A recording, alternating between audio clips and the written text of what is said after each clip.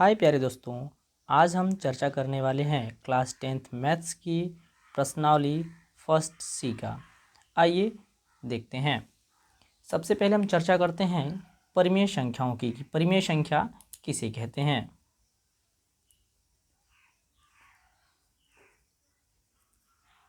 परिमेय संख्या की परिमेय संख्याएं किसे कहते हैं? जिन संख्याओं को हम p/q के रूप में लिख सकते हैं, p/q के रूप में लिख सकें और q हमारा 0 के बराबर नहीं होना चाहिए, ऐसी संख्याओं को हम परिमेय संख्या कहते हैं। जैसे 1, 2, 5/3, 0, -3/5 या 10/6। यह सब जो संख्याएं दी गई हैं सब के सब परिमेय संख्याएं हैं, क्योंकि इन्हें हम p/q के रूप में लिख सकते हैं। यह 2 है। अब कहोगे यहाँ पे भाई बटा के रूप में कुछ लिखा नहीं है, कुछ नहीं है तो सबका मालिक 1, इसके बटा हम 1 लिख सकते हैं, ठीक है। और इसका हर हमारा 0 नहीं होना चाहिए। यह 0 है तब भी परिमेय संख्या है। 0/6 कर देंगे, इसकी वैल्यू भी 0 ही होती है, तो ये भी हमारी परिमेय संख्या है। अब आते हैं हम अपरिमेय संख्याओं के बारे में चर्चा करने के लिए। अपरिमेय संख्या किसे कहते हैं? जिन संख्याओं को हम p/q के रूप में ना लिख सकें। क्या? जिन्हें हम p/q के रूप में नहीं लिख सकते हैं, ऐसी संख्याओं को अपरिमेय संख्याएं कहते हैं। जैसे कड़ी में 2, कड़ी 3, कड़ी 5, कड़ी 7, यह सब अपरिमेय संख्याएं हैं। पाई भी हमारी अपरिमेय संख्या है, पिछली बार के पेपर में दिया भी गया था क्वेश्चंस, ठीक है। यूपी बोर्ड के क्वेश्चंस में ये आया हुआ था कि पाई हमारा परिमेय संख्या है या अपरिमेय संख्या है। तो पाई हमारी अपरिमेय संख्या है, क्योंकि पाई की वैल्यू जो हम 22/7 लेते हैं, यदि ये 22/7 इसकी वैल्यू को लेंगे तब ये परिमेय संख्या होगी। लेकिन अगर पाई है तो पाई हमारी अपरिमेय संख्या होती है। अपरिमेय संख्या किसे कहते हैं? जिनकी वैल्यू हमारी नॉन टर्मिनेटिंग हो और नॉन रिपीटिंग हो, यानी कि उनकी पुनरावृत्ति भी नहीं हो और वह शांत दशमलव भी ना हो, ऐसी संख्याओं को हम अपरिमेय संख्या कहते हैं। आशा है कि समझ में आई होगी। कुछ और भी संख्याएं इसके अंतर्गत आएंगी इस सेशन में, जिन्हें हम समझ लेते हैं। सहअभाज्य संख्या। यह सहअभाज्य संख्या क्या कहलाती है? सहअभाज्य संख्याएं कैसी होती हैं? वे संख्याएं जिनका HCF 1 हो, ऐसी संख्याएं जिनका HCF 1 हो सहअभाज्य संख्या कहलाती है। जैसे कि हम मान लिए 5 है और 6 है, इन दोनों संख्याओं का HCF कितना आएगा? HCF 1 आएगा। HCF 1 होता है तो हम कहते हैं ये दोनों संख्याएं सहअभाज्य संख्याएं हैं। आशा है समझ में आई होगी। एक और संख्या की चर्चा करते हैं, उभयनिष्ठ। यह शब्द की चर्चा करते हैं। उभयनिष्ठ क्या है? उभयनिष्ठ क्या कहलाता है? जिन दो संख्याओं में कोई चीज़ कॉमन होती है, उस कॉमन पॉइंट को ही हम उभयनिष्ठ बोलते हैं, ठीक है। जैसे हमने कह दिया 5q, यहाँ आगे ले लिया 25c, दोनों में इक्वल करेंगे तो यहाँ देख रहे हैं 5 इसमें मल्टीप्लाई में है, दोनों में हमारा 5 यहाँ कॉमन दिख रहा है, यहाँ भी 5 है, यहाँ भी 5 है।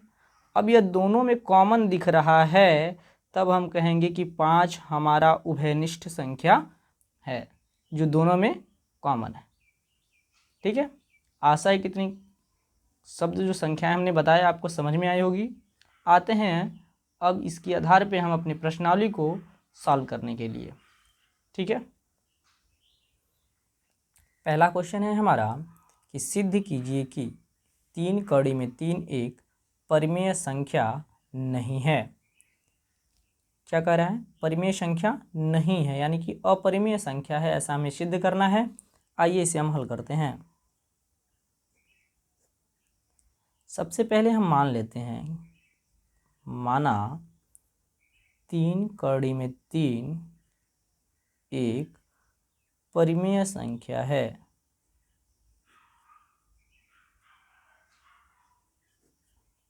परिमेय संख्या है, हमने इसे मान लिया कि परिमेय संख्या है। परिमेय संख्या है और इसे हम मान लेते हैं कि ये r के बराबर है। ठीक है, r के बराबर है, जहाँ r एक परिमेय संख्या है। जहाँ r एक परिमेय संख्या, ठीक है, r एक परिमेय संख्या है, हमने मान लिया। अब यहाँ देखेंगे, यहाँ 3 गुणे में है, इधर जाएगा तो भाग में आ जाएगा। कड़ी में 3 = r/3। ठीक है, यहाँ दिख रहा है चूँकि r/3 परिमेय संख्या है। कैसा है भाई, एक परिमेय संख्या दिख रहा है, एक परिमेय संख्या है। वहीं कड़ी में 3 हम जानते हैं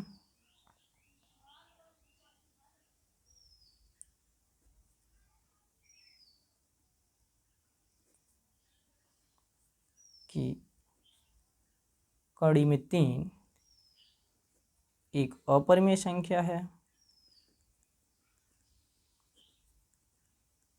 एक अपरिमेय संख्या है, इतना हम जानते हैं। यह भी जानते हैं कभी भी परिमेय संख्या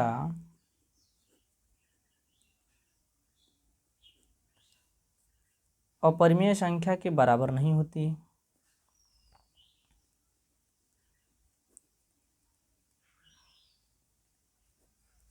अपरिमेय संख्या के बराबर नहीं होती है।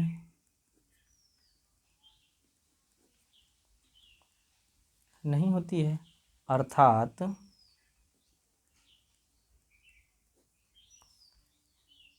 कड़ी में 3 बराबर नहीं होगा r/3 के, यानी कि 3 कड़ी में 3 बराबर नहीं होगा r के।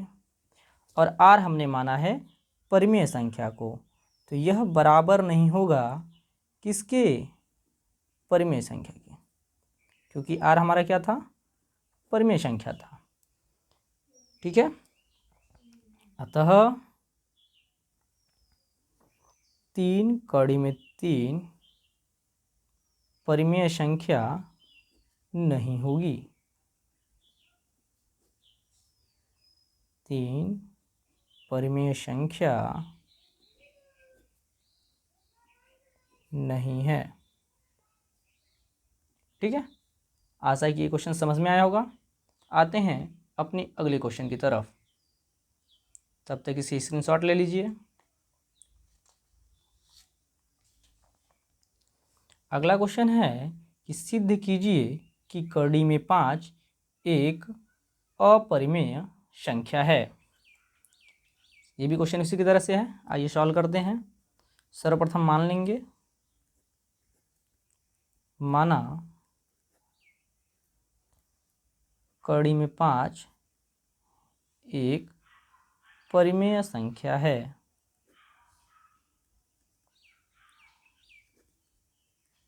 एक परिमेय संख्या है, हमने मान लिया।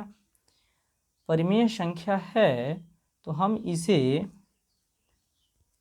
लिख सकते हैं p/q के रूप में, यानी कि a/b, जहां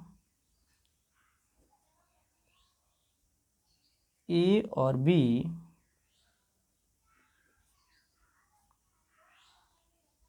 सहअभाज्य संख्याएं हैं।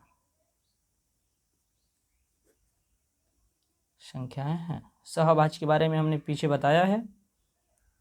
किसे कहते हैं। ठीक है, अब यहाँ इन दोनों पक्षों का वर्ग कर देते हैं। ठीक है, आइए पहले इसको गुणा कर देते हैं। यहाँ हो जाएगा कड़ी में 5 b बराबर a। अब वर्ग करते हैं, दोनों पक्षों का वर्ग करने पर। ठीक है, तो वर्ग करेंगे, कड़ी में 5 b का स्क्वायर बराबर a का स्क्वायर। यहाँ करेंगे तो हो जाएगा, करड़ी हमारी हट जाती है, करड़ी का वर्ग होगा तो कड़ी हट जाएगी। अब b का वर्ग यहाँ लिख देंगे, यहाँ a स्क्वायर।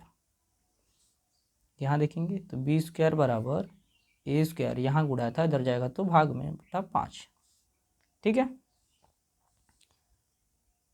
अब इससे हम क्या समझते हैं, इससे हम समझते क्या है, इससे अर्थ निकलता है कि ए स्क्वायर, इसे देखने के बाद हमको पता चलता है, क्या पता चल रहा है, ए स्क्वायर 5 से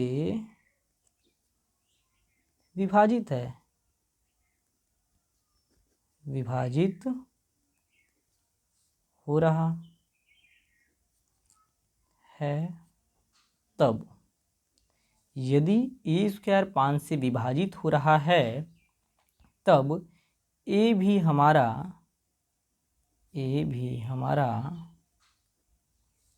5 से विभाजित होगा। काहे होगा, किसी भी संख्या का वर्ग अगर विभाजित हो रहा हो किसी संख्या से, तो वह संख्या भी दी गई संख्या से विभाजित होगी। यह नियम कहता है, यदि उसका वर्ग विभाजित है तो वह संख्या भी विभाजित होगी। ठीक है, अब देखते हैं, 5 से विभाजित जब होगी वो संख्या, तो वो भी कोई ना कोई अपने साथ अंक लेके रहेगी। अर्थात हम लिख सकते हैं a बराबर 5c। ठीक है, यदि a बराबर 5c है, और ये c क्या है यहाँ पे लिखेंगे, यहाँ c एक पूर्णांक है, यहाँ c एक पूर्णांक है। ठीक है, अब इस a के मान को हम रख लेते हैं, कहाँ रखेंगे, इस a वाली जगह पे। इसे मान लेते हैं हम समीकरण 1। a के मान को समीकरण 1 में रखने पर यहाँ क्या कर रहा है, 5b स्क्वायर बराबर, यहाँ a स्क्वायर है तो a स्क्वायर क्या रखना है, 5c रखना है। इस a स्क्वायर के यहाँ पे क्या रखना है हमको, 5c रखना है, तो यहाँ रख दिया हमने 5c, इसका स्क्वायर कर दिया। ठीक है, यहाँ कर देंगे तो क्या आ जाएगा हमारे पास, 5b का स्क्वायर बराबर 5 का वर्ग करेंगे तो 25, c का वर्ग करेंगे तो c स्क्वायर। ठीक है, यहाँ हो जाएगा b स्क्वायर, ये देखो 5 से इसको काट देंगे, देखते हैं 25 c का स्क्वायर, यहाँ बटा 5, 5 के 5, 5 5 25, कट गया। यहाँ हो जाएगा b स्क्वायर बराबर 5c स्क्वायर। ठीक है, अब ये 5 इधर भेज देंगे तो हो जाएगा b स्क्वायर बटा 5 बराबर c स्क्वायर। ठीक है, अब जिस प्रकार से हम ऊपर देख रहे थे a स्क्वायर 5 से विभाजित हो रहा है, तब a भी हमारा 5 से विभाजित होगा। उसी प्रकार यहाँ पे b स्क्वायर 5 से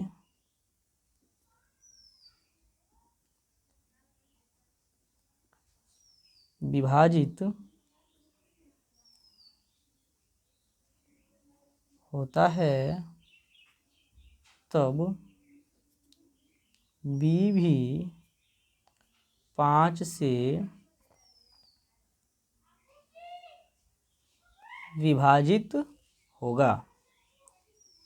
ठीक है, b भी 5 से विभाजित होगा।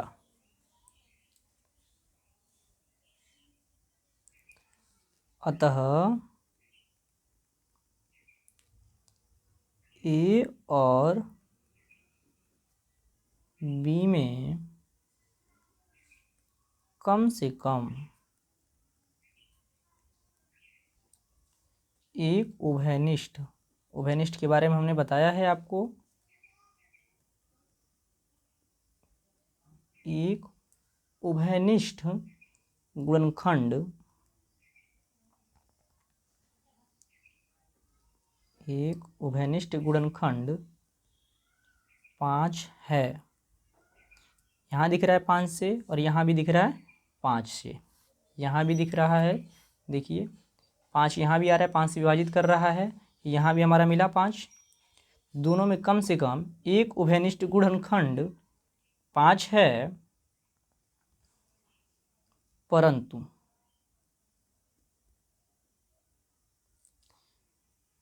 इस तथ्य का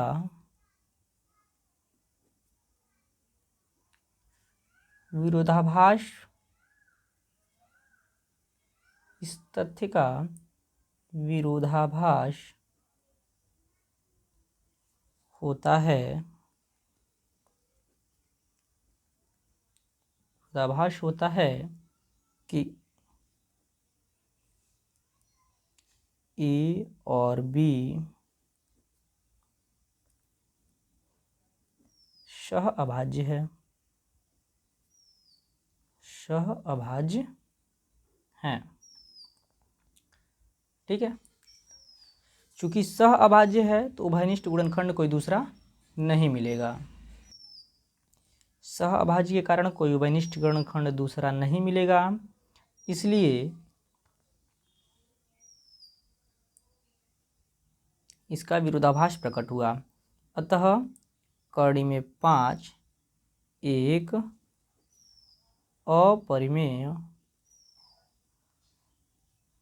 अपरिमेय संख्या है,